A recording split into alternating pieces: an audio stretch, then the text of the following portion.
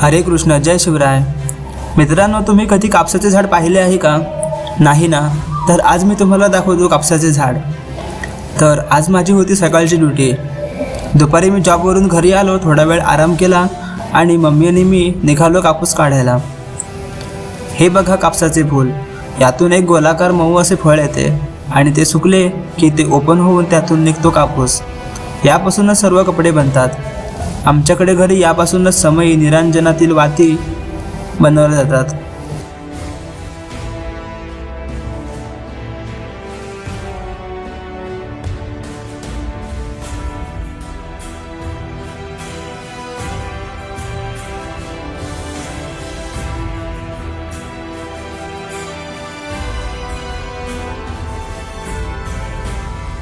साधारण एक लहान पिशवी भरून कापूस मिळाला. बाजूलाच भाऊ आणि टॉमी मस्ती करत होते. टॉमीला पण अजून खेळायला खूप आवडते.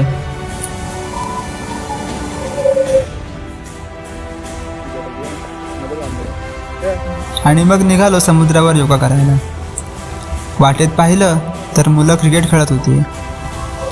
मला पण बोलत होती, पण म्हटलं आता माझ्याकडे वेळ नाही आहे, कारण योगा जास्त महत्त्वाचा आहे. त्यांना बाय बाय करून पुढे निघालो. समुद्रावर सूर्यास्त होत होता.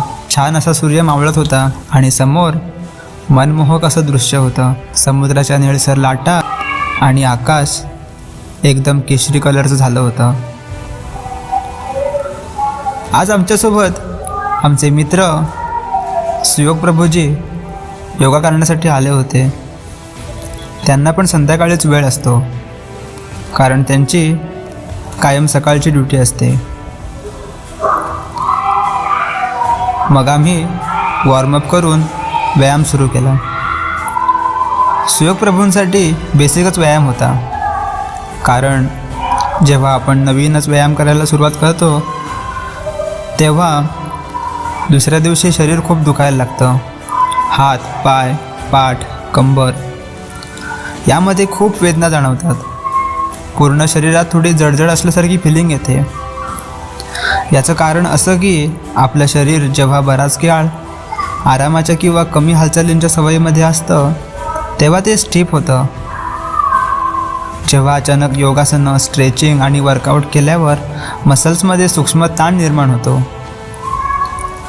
ॲक्च्युली ही एक नॅचरलच गोष्ट आहे, कारण शरीर त्या ताणांना रिपेअर करत असतं आणि याच प्रक्रियेत मसल्स आधीपेक्षा अजून मजबूत होतात.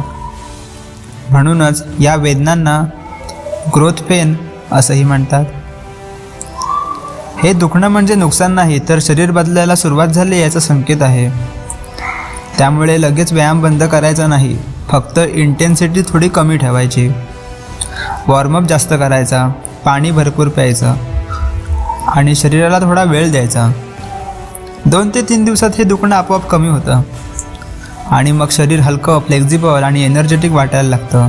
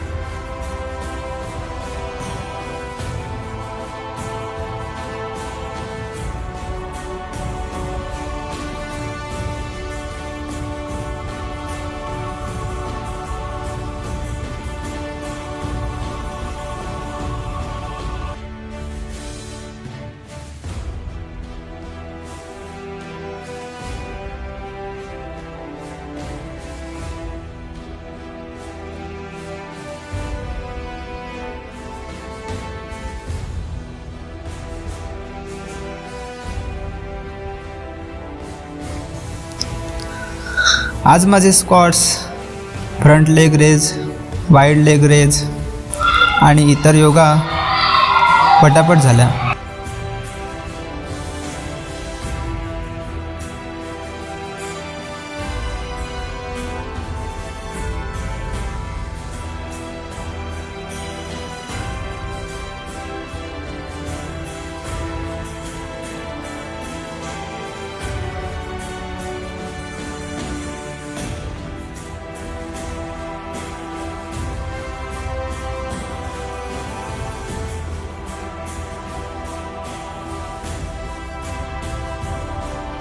व्यायाम करता करता कधी काळोख पडला आम्हाला समजलं नाही. घरी येऊन थंड पाण्याने स्नान करून भगवंतांना नमस्कार केला. मग श्रीमद भागवताचे श्रवण आणि नामजप केले.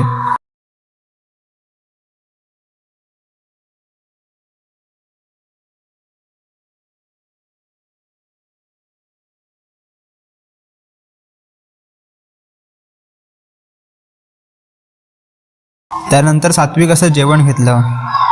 चपाती, भात, आमटी, आळूची भाजी.